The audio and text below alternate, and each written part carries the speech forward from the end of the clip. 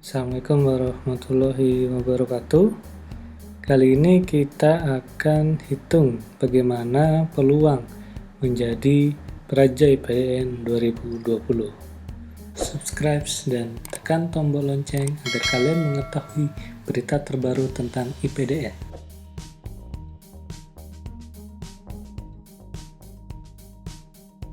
Di tahun lalu, pada saat SPCP 2019, terdapat 1.700 kuota praja. Nah, sedangkan yang mendaftar ini ada kurang lebih 42.000 pendaftar online. Jadi, estimasi perhitungan secara nasional yaitu satu praja berbanding dengan 24 calon praja yang akan gugur. Nah, bagaimana dengan SPCP tahun 2020 secara nasional? Tahun ini kita mengalami penurunan kuota yaitu sekitar 1.200 kuota praja.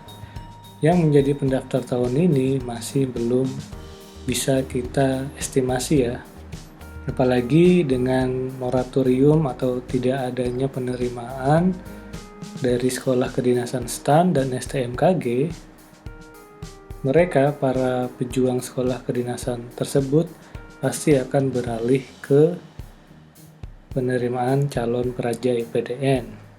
Nah, estimasi kakak untuk tahun ini bisa mencapai sekitar 50.000 atau bahkan bisa mencapai 75.000 pendaftar ya.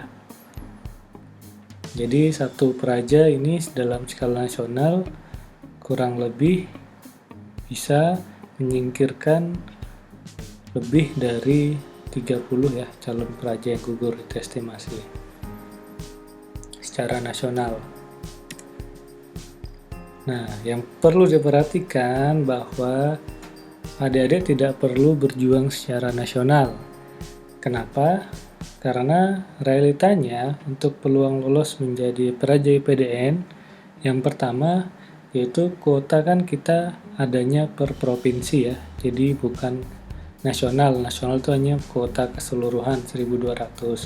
Tapi coba adik-adik perhatikan bahwa kuota kita untuk Capra tahun ini adalah kuota per provinsi. Tiap provinsi ada kuotanya masing-masing.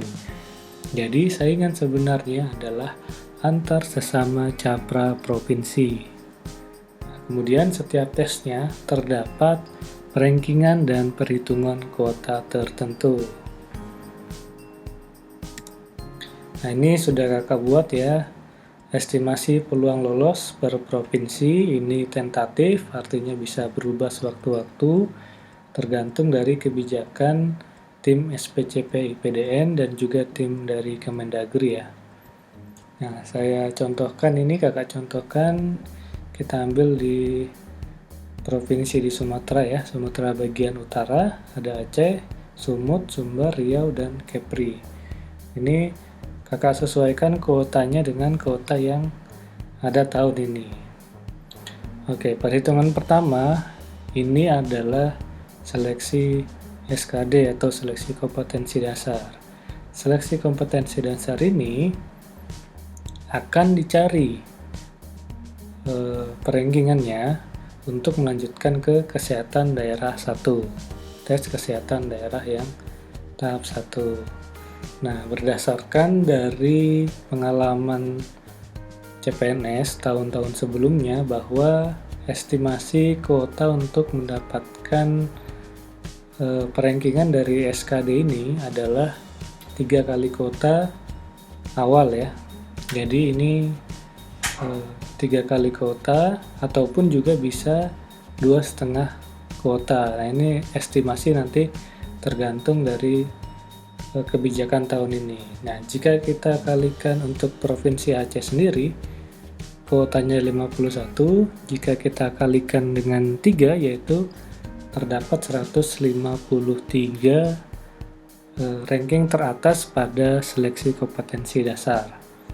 Nah, ini adalah sistemnya menggunakan CAT ya, atau Computer Assisted Test. Jadi saran kakak jangan berpatokan pada passing grade. Jadi patokanlah pada nilai yang paling tinggi, karena kalian seprovinsi akan di ranking ulang di rankingan yang paling tinggi. Jadi usahakan, saran kakak itu batas amannya bisa lebih dari nilai total 400 ya, 400 ke atas. Nah, itu untuk 3 kali kota. Nah, bagaimana jika hanya 2,5 kota? Nah, ini 51 kali 2,5, kakak beri pendekatan 128 ya, 128 orang. Nah, ini kan semakin ketat. Nah, jadi kakak pernah bilang bahwa filter atau tes seleksi tahun ini akan lebih sadis. Dalam arti yang akan gugur akan lebih banyak ya. Seperti itu. Jadi kalian harus mempersiapkan semuanya dengan matang dan jangan lupa berdoa. Nah, setelah mendapatkan kuota dari SKD yang digunakan untuk seleksi kesehatan daerah, nah pada saat kesehatan daerah akan diseleksi kembali untuk pantukir atau penentuan akhir ya. Nah, ini yang tahun lalu kurang lebih kuotanya kalau tidak salah 1,1 ya dari kuota awal. Di sini coba kita lihat dari Riau ada 29 kuota, berarti dikali 1,1 kita dapat mendekatan 32 orang untuk yang akan pantukir di Jatinangor, atau nanti mungkin tempatnya akan menyesuaikan kembali ya. Di situ ada verifikasi dokumen faktual dan ada kesehatan daerah tahap 2.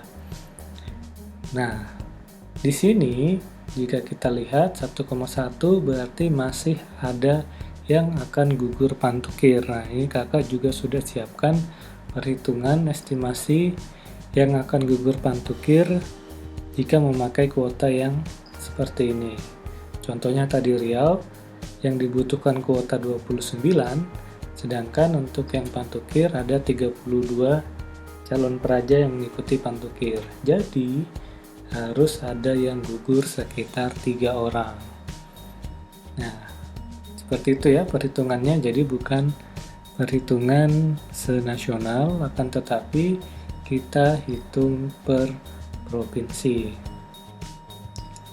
Di sini juga nanti kakak sudah siapkan ya semua provinsi lengkap. Silakan nanti cek link di deskripsi di video ini. Ada kakak siapkan ini linknya, https://ringme.io/capra2020.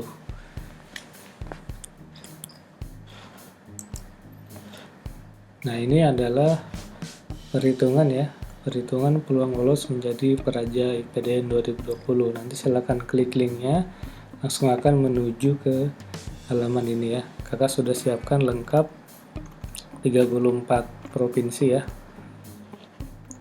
Ini ada jumlahnya 1.200 kuota tahun ini, dan estimasi kuota jika memakai indeks yang 3 kali kota atau 2,5 kota, dan sampai pantukir ini 1,1 kota ya.